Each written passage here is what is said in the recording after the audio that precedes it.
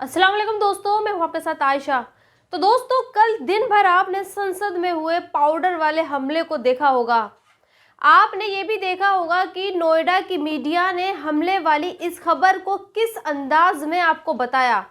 सच कहूँ तो मैं हैरान थी। मुझे लगा कि नोएडा की मीडिया इस हमले को आतंकवादी हमला बताएगा और जो लोग संसद की विजिटर गैलरी से कूदे उन्हें आतंकवादी बताएगा। लेकिन यकीन मानिए, ऐसा कुछ भी नहीं हुआ। मीडिया ने इस हमले का सारा रुख राहुल गांधी की तरफ मोड़ दिया और गोदी मीडिया के एंकर ये बताने में लगे रहे कि देखिए, जब संसद पर पाउडर वाला अटैक हुआ तो राहुल गांधी सीना तान के खड़े थे। उन्होंने विजिटर गैलरी से कूदने वाले लोगों को पकड़ा नहीं। खैर, आज मैं आपको इस पाउडर वाले हमले के बारे में ज़्यादा कुछ नहीं बताऊंगी और ना ही मैं बीइंग ए मुस्लिम ये कहूंगी कि सोचिए अगर इन अटैक करने वाले लोगों में कोई मुस्लिम होता तो क्या होता। लेकिन हाँ, मैं ये चाहती हूँ कि आप सीनियर जर्नलिस्ट दीपक शर्मा की इस पोस्ट के बारे में ज़रूर जानें। दीपक शर्मा ने एक बड़ा वाजिब सवाल उठाया है और वो ये सवाल ये है कि जब पासवर्ड देना गुनाह है तो फिर संसद के अंदर अटैक करने वाले लोगों को पास देना गुनाह क्यों नहीं। दरअसल दीपक शर्मा जी का इशारा महुआ मोइत्रा और बीजेपी सांसद प्रताप सिन्हा से है, जिन्होंने संसद के अंदर पाउडर वाला अटैक करने वाले दो लोगों को पास दिए। लेकिन इस बीजेपी सांसद की कोई बात ही नहीं कर रहा और जो कोई कर भी रहा है तो वो ये कह रहा है कि इसमें सांसद का क्या कसूर है, भूल किसी से भी हो सकती है। अब सवाल यह है कि क्या महुआ मोइत्रा को जिस तरह से पासवर्ड देने के इल्ज़ाम में सस्पेंड कर दिया गया, ठीक उसी तरह से पास देने वाले बीजेपी सांसद प्रताप सिन्हा को भी बर्खास्त नहीं किया जाना चाहिए। और हाँ, यहाँ एक और बात मैं आपको बता दूं, जिन दो लोगों ने संसद के अंदर पाउडर वाला अटैक किया उसमें से एक लड़का ई रिक्शा चलाता है और लखनऊ का है। सोचिए, बीजेपी सांसद जिसने पास इश्यू करवाए जो वो मैसूर के हैं और ई रिक्शा चालक लखनऊ का है। अब सवाल ये पैदा होता है कि मैसूर के सांसद ने लखनऊ के लड़के को पास क्यों दे दिया। खैर, ये सवाल आप टीवी मीडिया पर नहीं देखेंगे, इसलिए इस पर ज्यादा बहस करने से कोई फायदा है ही नहीं। मीडिया ने राहुल गांधी पर सवाल खड़े कर दिए हैं, लेकिन यही मीडिया कल एक और जगह हुए ब्लास्ट पर खामोश है। और यकीन जानिए, ये ब्लास्ट असली का था जिसमें एक शख्स इंजर्ड भी हुआ है। मैं आपको एनडीटीवी की इस हेडलाइंस को पढ़कर बताती हूँ। Allahabad university student injured in explosion while making bomb in hostel. सोचिए, ये कितनी बड़ी खबर है। एक यूनिवर्सिटी के हॉस्टल में एक स्टूडेंट बम बना रहा था, लेकिन ये कल खबर टीवी मीडिया से गायब थी। जानते हैं क्यों? क्योंकि इसकी दो वजह हैं। पहली वजह तो यह है कि यह खबर योगी के स्टेट यूपी से थी और दूसरी वजह यह थी कि जो शख्स इलाहाबाद यूनिवर्सिटी के हॉस्टल में बम बना रहा था उसका नाम प्रभात यादव है। वो एमए का स्टूडेंट है। कल संसद के शोर में इस खबर को किसी भी टीवी चैनल ने कवर नहीं किया। किसी ने ये जानने की कोशिश नहीं की कि ये प्रभात नाम का स्टूडेंट हॉस्टल के कमरे में बम क्यों बना रहा था। क्या इस स्टूडेंट के किसी आतंकवादी संगठन से कोई ताल्लुक तो नहीं है? क्या इस स्टूडेंट का इरादा कहीं बम ब्लास्ट करने का तो नहीं था? और हाँ, कोई भी मीडिया इसके घर वालों तक नहीं पहुंचा। और सबसे बड़ी बात, इस स्टूडेंट को लेकर योगी की यूपी सरकार से किसी का कोई बयान अभी तक नहीं आया। फर्ज कीजिए अगर प्रभात की जगह परवेज होता तो क्या होता? सबसे पहले तो उस पर आतंकवादी होने का लेबल अब तक लगा दिया जाता। योगी सरकार के तमाम मंत्री शंत्री ये बयान दे रहे होते कि ऐसे आतंकवादियों को बख्शा नहीं जाएगा। केंद्र की सारी एजेंसी अभी तक इलाहाबाद यूनिवर्सिटी तक पहुंच चुकी होती, लेकिन जानते हैं अब तक इस मामले में कार्रवाई क्या हुई है। प्रभात को अस्पताल में भर्ती करा दिया गया है और उसके खिलाफ एक केस जल्द ही दर्ज किया जाएगा। खैर, आगे बढ़ते हैं और अब आपको भोपाल लेकर चलते हैं, जहां नए नवेले मुख्यमंत्री मोहन यादव ने अपनी पहली ही मीटिंग में कुछ अहम फैसले लिए हैं।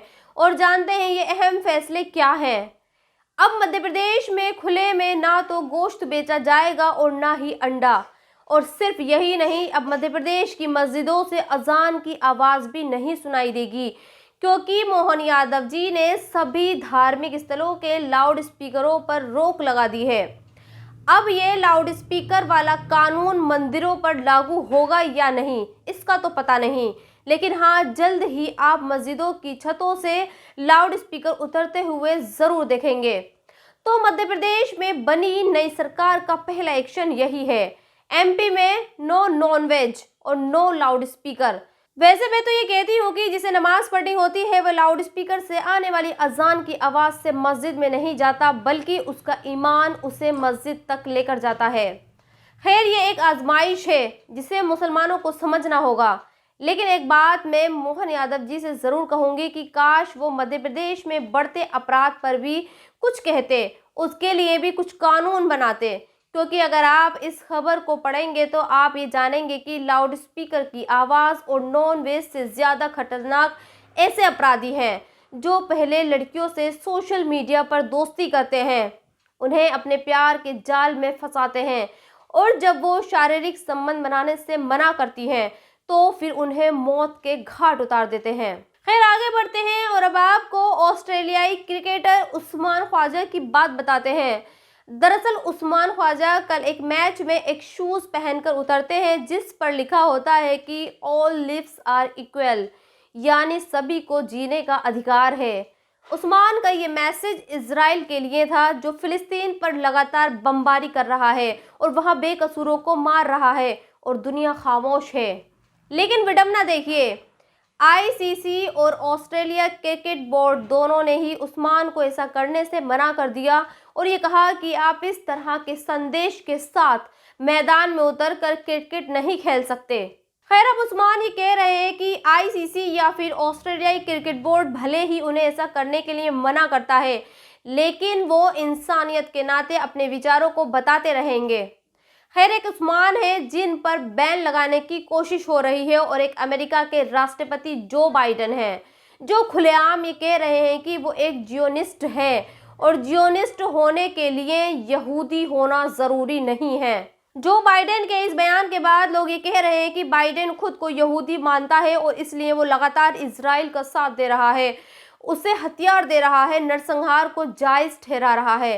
और सबसे आखिर में मैं आपको आज तक की मशहूर एंकर अंजना ओम कश्यप और कन्हैया कुमार के बीच ये दिलचस्प बातचीत सुनवाते हैं, क्योंकि लोग ये कह रहे हैं कि जिस तरह से कन्हैया कुमार ने अंजना को पत्रकारिता का पाठ पढ़ाया है, उसके बाद अंजना को नींद बिल्कुल भी नहीं आएगी। आप पवन जी को पार्टी का अध्यक्ष बनाइए।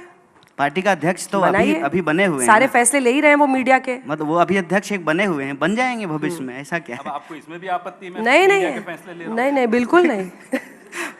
नहीं, कन्हैया जी, अंजना जी आज निष्पक्ष हैं और आज हमको मौका आज निष्पक्ष है नहीं, हम लोग सदा निष्पक्ष हैं। हाँ, रेवंत रेड्डी सीएम बने जी, और आपके युवा नेता वहां पर, वो हालांकि एबीवीपी से शुरुआत की थी, उन्होंने गौ पूजा करते हुए वो वोटिंग वाले दिन गए और ये किए।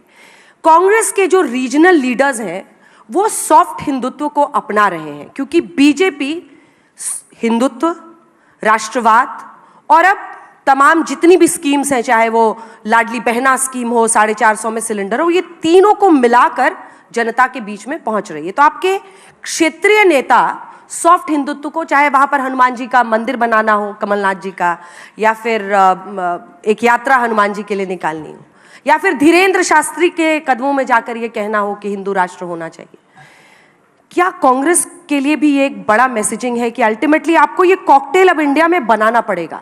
Hindu majoritarianism is to stay. देखिए, आप मैंने इस देश की आध्यात्मिक परंपरा को कॉकटेल कह रहे हैं, ये तो ठीक बात नहीं है। इस देश में ज़्यादातर लोग हिंदू हैं, हिंदू रीति रिवाज को मानते हैं। यहाँ ही हम लोग 3 लोग बैठे हुए हैं, तो क्या प्रैक्टिस करते हैं उसको छोड़ दीजिए, लेकिन सबके नाम से ही पता चल रहा है कि हिंदू हैं। मेरा तो नाम कन्हैया है, आपका अंजना है, अंजनी पुत्र पवन सुतनामा। तो कहने का पॉइंट ये है कि जब आप इसको एक राजनीतिक दल या विचारधारा से जोड़ते हैं तो उसमें एक फ़र्क होता है। जैसे हर पुरुष पुरुषवादी नहीं होता है, वैसे ही हर हिंदू जो उस आध्यात्म में भरोसा करता है, जीने के तरीके में भरोसा करता है, पाप पुण्य सही गलत स्वर्ग नरक को मानता है, वो भी जो है ना हिंदूवादी नहीं होता है। ये एक राजनीतिक विचारधारा है। अगर आप राजनीतिक विचारधारा की बात कर रहे हैं, अगर मैं सही हूँ, तो राजनीतिक विचारधारा में ना ये सॉफ्ट और हार्ड नहीं कहना चाहिए। ये मीडिया के द्वारा गढ़ा गया टर्म है। जहर जहर होता है, सांप का बच्चा भी उतना ही जहरीला होता है जितना वयस्क होता है। और हम लोग कोई क्रीम थोड़ी बेच रहे हैं मैडम, कि मुंह में लगाने का अलग क्रीम, तलवा में लगाने का अलग क्रीम, ये थोड़ी होता है। एक राजनीतिक विचारधारा है वो, और वो राजनीतिक विचारधारा जिसको आपने कहा कि हिंदुत्ववादी, उसको बीजेपी रिप्रेजेंट करती है। लेकिन कांग्रेस पार्टी हिंदुइज्म, जो इस देश का सांस्कृतिक इतिहास है, जो आध्यात्मिक परंपरा है, उसको हमेशा से मानती है। सत्यमेव जयते हमारे देश के राष्ट्रीय चिन्ह पे लिखा हुआ है, तो ये बीजेपी के पैदा होने से पहले से लिखा हुआ है ना। 1980 में बीजेपी बनी है, देश को 47 में आज़ादी मिली, 50 में संविधान लागू हुआ। तो जो भी आपको परंपरा दिखती है वो परंपरा तो चली आ रही है, और ये कांग्रेस पार्टी के बनने से भी पहले से चली आ रही है, ये गांधी जी के पहले से भी चली आ रही है। तो देश के 5000 साल के इतिहास को इस तरीके से हमको ना तू मैं की बहस में जो है रिड्यूस नहीं करना चाहिए। और कांग्रेस पार्टी ने कभी भी इस देश में किसी भी धर्म को कमतर करके नहीं आंका है। सर्वधर्म समभाव जो गांधीवादी चिंतन है उसको रिप्रेजेंट किया है। रघुपति राघव राजा राम, पतित पावन सीताराम, ईश्वर अल्लाह तेरो नाम, सबको सन्मति दे भगवान। हम सुखी, संसार सुखी तो हम सुखी। ये भारतीय चिंतन परंपरा है। मेरे ख्याल से उसको कॉकटेल आपको नहीं कहना चाहिए, ये शब्द नहीं कहना चाहिए आपको। और राजनीतिक जीत के लिए हम कहते हैं कि रणनीति जब हम बना रहे हों तो एक बात का खास ध्यान रखना चाहिए कि कीचड़ से कीचड़ को नहीं साफ किया जाता है। भाजपा को हराने के लिए हमको भाजपा जैसा हो जाने का ज़रूरत नहीं है। रही बात जनता की, तो जनता के जीवन में धर्म उसका एक पक्ष होता है। किसी भी धर्म का कोई व्यक्ति हो, भूख सबको लगती है, डर सबको लगता है, घर की ज़रूरत सबको होती है, नौकरी सबको चाहिए होता है। ये जो एक नया सगुफा आज के दिन में छोड़ा गया है ना, कि अपना सीना मत देखो, पेट और पीठ जो है ना दोनों सटक करके एक हो गए हैं, प्रधानमंत्री का सीना नाप रहे हैं। आसपास जो घटनाएं घट रही हैं उसको नहीं देखेंगे। नाली में ढक्कन नहीं है वो नहीं देख रहे हैं, स्कूल में टीचर नहीं है वो नहीं देख रहे हैं, सड़कें नहीं बनी है, अनाज जो है लोगों को खाने के लिए नहीं मिल रहा है, लोग भूख से सो रहे हैं। पढ़ने लिखने के बावजूद, अंजना जी बधाई हो आपको, आप जो है जामिया से पढ़ करके इतने बड़े चैनल में इतनी बड़ी एंकर बन गई। आज जो आपके जूनियर हैं जो पढ़ रहे हैं, दर दर भटक रहे हैं बेचारे, उनको नौकरियां नहीं मिल रही है। एलुमनाई मीट में जाइएगा तो पूछिएगा, 45 साल में देश में सबसे ज़्यादा बेरोजगारी है। ये सवाल है, इस सवाल पे हमको बार बार आना पड़ेगा। अलग बात है कि जो पवन जी थोड़ा तल्ख हो जा रहे हैं, लेकिन उनका रंज इसी बात से है। आपने कहा ना कि हम ऑब्सेस्ड हो रहे हैं पवन जी, हमसे आपसे ऑब्सेस्ड नहीं हो रहे हैं। सवाल ये है कि मीडिया के बारे में आज तक हम लोग यही जानते समझते आए थे कि मीडिया निष्पक्ष होता है। उसको उतनी ही खुशी होगी जब बीजेपी जीतेगी और उतनी ही खुशी होगी जब कांग्रेस जीतेगी। सरकार किसी भी की हो, सवाल पूछना है, प्रधानमंत्री कोई भी हो, उनसे प्रश्न करेंगे। इतनी सी तो बात कह रहे हैं, लेकिन आप भी टची हो रहे हैं, बूढ़ा मान जा रहे हैं। कोई टची नहीं हो रहा है, आप चिंता ना करें, वो और लोग होंगे जो टची होते होंगे। लेकिन प्रमोद जी आपकी तो दोस्तों इस वीडियो में इतना ही। आप भी अपनी राय कमेंट्स बॉक्स में लिखकर मुझे ज़रूर बताएं, और अगर अब तक आपने खबरी मीटर को सब्सक्राइब नहीं किया है तो प्लीज़ सब्सक्राइब ज़रूर कर दें। शुक्रिया।